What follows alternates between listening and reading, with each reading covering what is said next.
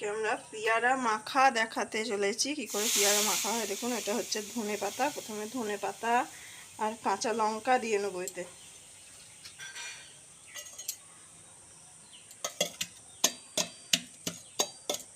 এইভাবে থেতো করে নেবো একটু। আপনারা চাইলে কুচিও দিতে পারবেন।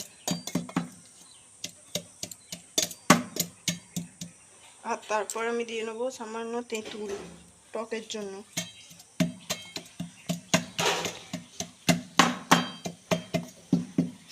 উপর দিচ্ছি আমি লেবু, পাতিলেবু। এরপর দিয়ে নেবো কাসুন্দি।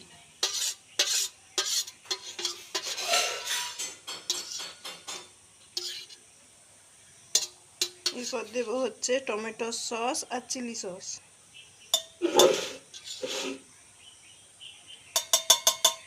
আর এটা হচ্ছে মিক্সড মশলা। আর দেবো বিট লবণ।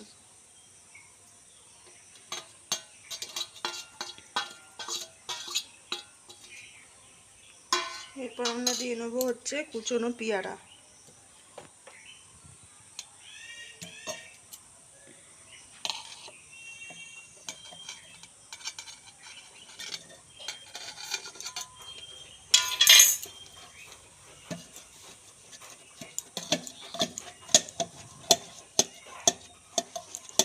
এইভাবে নাড়িয়ে নেবেন ভালো করে।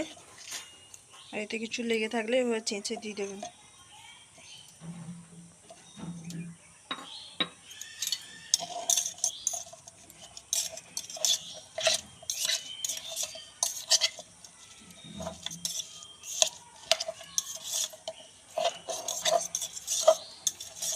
পেয়ারার চাট রেডি হয়ে গেছে। এটা একটা থালায় সার্ভ করে দিয়ে দেবেন।